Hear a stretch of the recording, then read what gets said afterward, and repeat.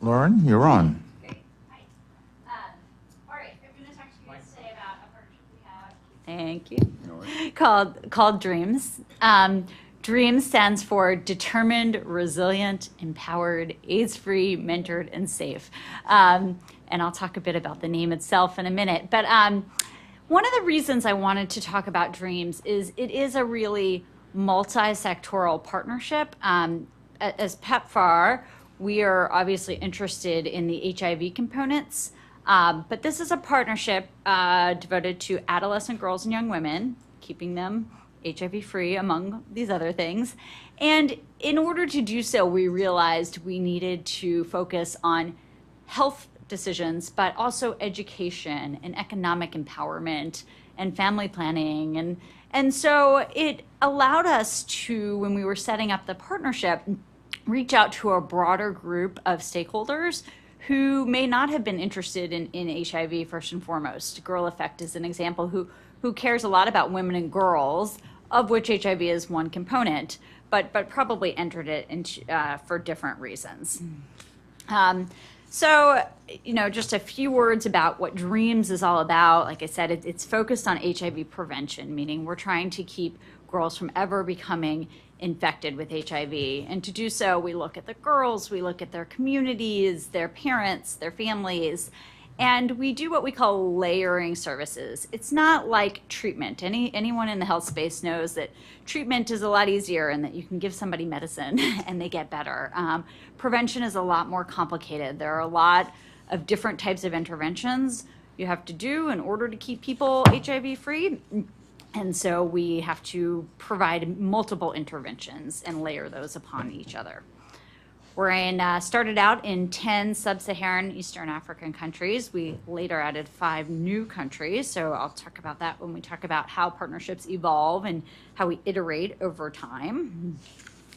These are all the services we provide, but I'm not going to focus as much on the technical components of the partnership. I want to speak a bit more about the governance and the role that the various private sector partners and philanthropic partners play. So we have 5 partners in DREAMS. We started with 2 and we added 3 more, another iteration where the partnership grew and grew. And I now know that that is a good thing in the eyes of our lawyer because we have competitive pharmaceutical companies who are both part of the partnership. So we erased any of those competitive arguments.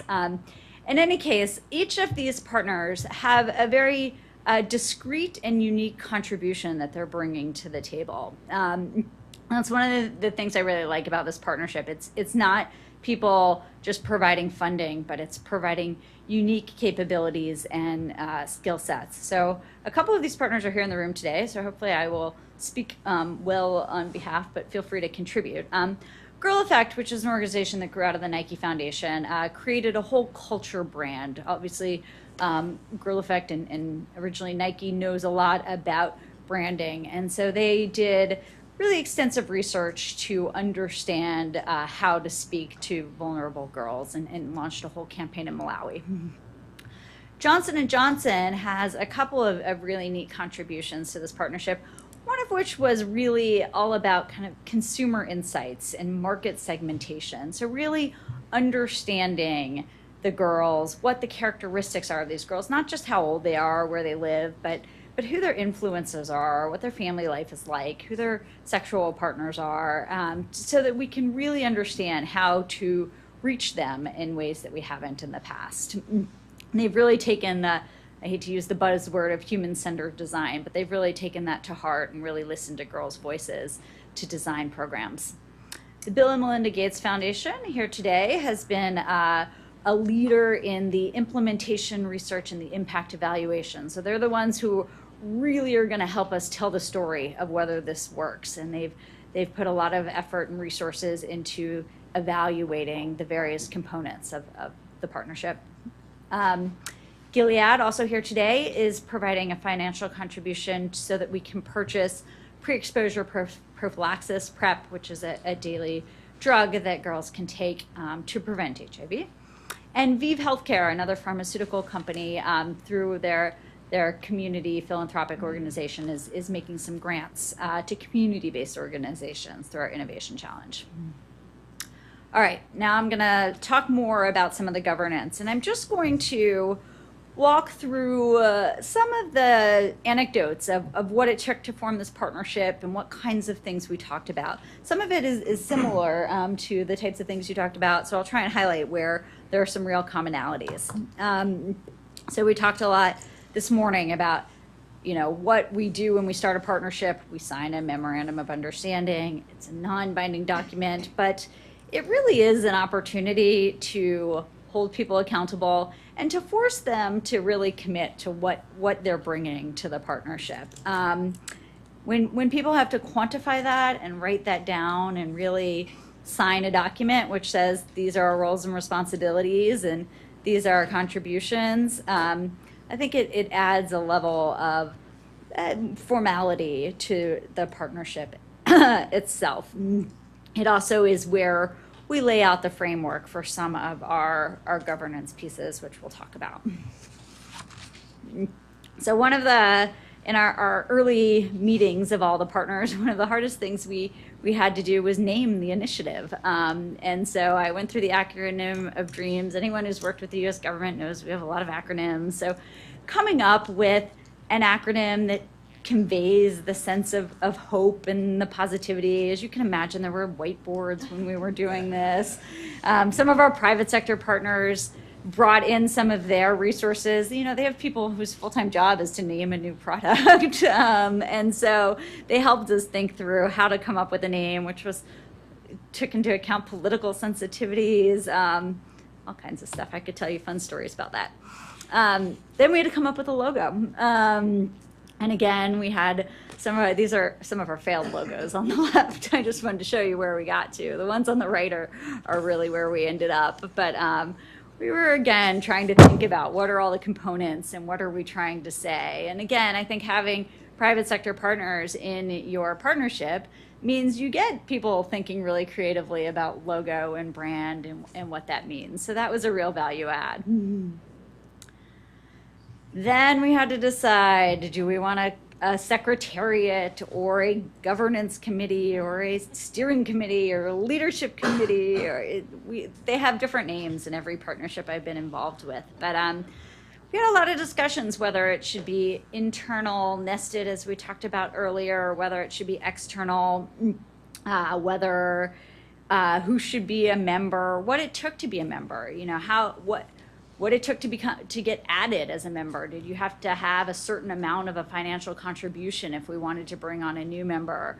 What did that buy you? Or was it a seat at the table? We talked this morning. It's not like a venture capital investment where you get a stake in the partnership or the company, but we did want people who were really contributing value to be part of the governance committee. We talked about having like the airline status model, a gold membership gets you these benefits, a silver membership gets you this. We talked about whether there should be a partnership director, whether the secretariat itself should have its own leadership or governance or staff. Where is it housed?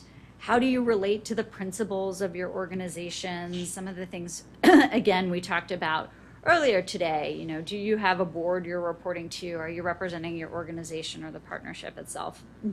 And then we talked a lot about what does that secretariat do? Do they really make the key decisions, or do we just check in on how the partnership is doing, and what authority do they have?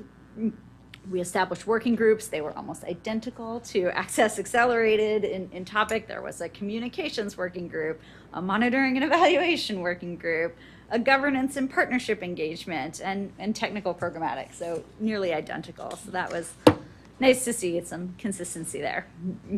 And then we did talk about decision-making, dispute resolution, responsibilities. How often are we going to meet? Who gets to make decisions on what countries we work in and what activities we do and how we're going to spend our money. It ended up being that a lot of the partners took on some advisory roles. There were some imbalances. In this case, surprisingly, the US government had the largest financial contribution. And so the other partners were able to weigh in and be part of the decision-making process of how those resources got allocated, but they didn't have ultimate veto power in the way we did over our own US government resources. And we did talk about dispute resolution, whether that happened at the global level or the country level. One of the things we did was listen to the beneficiaries, and I want to credit J&J with this because they did do a lot of workshops in each of the 10 countries where we were working at the time. They brought together groups of girls, they kicked us out of the room, and they really listened to the girls' voices to make sure that we were incorporating their vision into the program we designed. I want to also say that engagement for us also meant thinking about who the partners would be in this partnership. And we really, as you could see, took a very proactive approach in looking for people who could really add something unique and add something of value. We did a whole landscape analysis of who was working on these issues and what they were doing. And we really wanted people who were doing something unique and brought a skill set that we didn't have. I think this morning, Michael said that governance is a new concept and the term spiked in Google uses in recent years, but I think the philosophy of governance has existed for many, many years. And so we did, again, have to think through what decision-making process looked like and how flexible it was. I think Mark Dybel spoke a lot about this morning. What happens when you have such rigidity in your governance model that you can't adapt and make changes. And we were able to, like I said, add new partners later, add new kind of subcomponents of the initiative, but that's because we had a little bit of a loose governance structure.